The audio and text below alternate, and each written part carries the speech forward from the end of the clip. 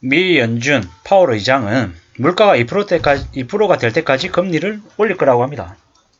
뭐 사실상 매우 우려스러운 뉴스라고 봐야 되는 거죠. 원달러 환율 1,500원 전망도 있는데요. 지금 현재 물가가 2%까지 내려가려면 얼마나 걸릴까요?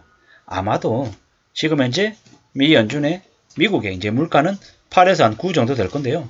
이게 내후년쯤 되면 대략 한 5%, 6% 정도까지 내려갈 겁니다. 그리고 난 이후에 또 이제 4%, 3%, 2% 내려가려면 시간이 금방이 아닐 거라는 거죠. 2023년, 24년, 25년, 26년. 이게 뭐냐면요. 미 연준의 파월 의장의 임기입니다. 임기. 3, 4, 5, 6년까지가 미 연준 파월 의장의 임기인데요. 사실상 임기가 끝날 때까지 물가 2%대로 낮추는 게 미 연준 파월 의장의 목표일 겁니다. 다르게 얘기하면 3년, 4년, 5년, 6년까지도 미국이 기준금리를 올릴지도 모른다라는 게 이 제목에 숨어 있다라고 저는 감히 말씀을 좀 드리고 싶습니다. 원달러 환율 1,500원 전망도 있다라는데 1,500원까지 되면 다행이게요. 1,800원, 2,000원까지도 치솟을 수 있는 게 지금 현재 한국의 경제 상황입니다. 잊지 말아야 될 것 같습니다. 무슨 얘기잖아요. 미 연준 파월 의장의 임기가 26년까지인데 26년까지 인플레이션, 그러니까 물가의 전쟁을 계속할 것이다. 다르게 얘기하면 미 연준 파월 의장이 기준금리를 26년까지 올린다. 그러면 지금 집 살 사람이 있겠습니까? 절대로 못 사죠. 절대로 못 삽니다. 물론 파월 의장이 잘 관리해서 물가를 좀 빨리 낮췄어요. 그럼 언제까지 올리겠어요? 2025년까지. 정말 잘했다. 2024년 상반기 정도까지. 그래 치면 어떻게 되겠습니까? 최소 지금으로부터 한 1년 반 이상은 금리를 계속 올린다라고 봐야 되는 거죠. 심하면 2년이 될 수도 있고 앞으로 3년 더 올릴 수도 있다라고 봐야 된다는 거죠. 3, 4, 5 이렇게까지만 올려도 미국만 계속 강달러 되고 미국은 좀 더 상황이 좋아지는 거고 개선이 되고 다른 나라들은 초토화된다라는 거죠. 그 다른 나라 중에 한국은 정말로 아마 양털 깎기 대상이 되는 거죠.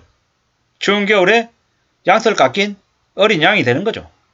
벌벌 떨다가 그냥 추위에 쓰러져서 죽을지도 모르는 지경이라는 거죠. 왜냐? 지금의 정부가 경제팀들을 개판으로 만들어놔서 아무도 책임지지 않고 아무도 그냥 말장난만 하고 제대로 된 일을 하지 않기 때문에 한국 경제가 더 궁지로 내몰리고 있다라고 봐야 되는 거죠. 지금 정치권에서는 여당이든 야당이든 제대로 일하고 있는 이가 누가 있습니까? 대통령은 검찰을 앞세워가지고 야당 대표 수사하고 있고 야당은 야당대로 경제적인 부분 관련해서 대안 세력으로 자리매김 못하고 있고 여당은 똥볼 차고 있고 그냥 막장이죠. 막장. 지금 현재 이런 상황이기 때문에 한국의 경제는 더 암울해지고 더 절벽으로 간다라고 보는 게 맞겠습니다. 미국은 이제 11월 달에도 기준금리를 자이언트 스텝을 또 하죠. 4연속 자이언트 스텝인 거죠. 12월 달 되면요. 제가 볼 때는 12월 달에도 미국은 자이언트 스텝을 또 할 것 같습니다. 5번 할 수 있다라는 거죠. 파월 연준 의장은 고통 없이 인플레이션을 잠재울 방법이 없다고 했습니다. 물가 상승률 목표 2%까지 내려갔다는 확신일 때까지 기준금리 올리고 이를 한동안 유지하겠다라고 얘기했습니다. 이게 현실입니다. 이게. 미 연준은 저렇게 금리를 계속 올리겠다라고 얘기하고 미 연준 인사들이 미국의 2022년 경제 성장률을 1.7%에서 0.2%로 대폭 낮췄답니다. 내년은요. 내년에 마이너스 성장하겠죠. 마이너스. 이게 지금 이제 상황입니다. 물가를 올려서 물가를 잡겠다라고 더 강해진 연준이 의사표시를 하고 있습니다. 한국의 경제가 감당하지 못할 수준으로 미 연준의 기준금리를 올린다라는 거죠. 어려운 시기가 이제 오는 거죠. 경제 위축 공포감이 매우 커지고 있죠. 근데 지금 현재 정부는 그다지 절박하고 매우 우려스러워하는 그런 모습들이 잘 안 보이는 것 같습니다. 여전히 대통령은 술 처먹으러 다니고 있죠. 대통령이 됐으니까 더 이상 이제 자기가 기대하는 바가 없는 거죠. 대통령이 됐으니까 누리겠다는 생각밖에 없는 것 같습니다. 전 세계가 미국 기준금리에 따라가지고 가게나 기업들이 돈을 빌리기가 어려워지면서 소비가 줄고 고용이 약화돼서 침체 위기가 커지고 있죠. 한국도 마찬가지고요. 뭐 추경호 경제부총리 이런 놈을 경제부총리로 앉으니까 대한민국의 경제가 제대로 돌아갈 리가 없는 거죠. 그냥 막장입니다. 막장. 뭐 이제 올해 말 기준금리가 뭐 이제 이렇게 된다라고 이제 보는 거죠. 4.75까지도 보는 거죠. 뭐 이런 상황인데 한국은 어떻게 되고 있습니까? 한국은 지금 제대로 지금 대응을 못하고 있죠. 그냥 막장이죠. 막장. 꽤 지금 우려스러운 상황인데 한국에는 제대로 된 이 경제를 대응하는 이들이 안 보입니다.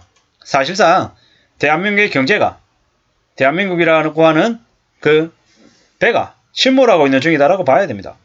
침몰하고 있는 중인데 선장은 그 배선상에서 술파티하고 있고 자기들 패거리들만 이렇게 모아가지고 흥청망청거리고 부어라 마시라고 있는 형색인 거죠. 앞으로 미 연준이 물가가 2%가 될 때까지 금리를 계속 올린다.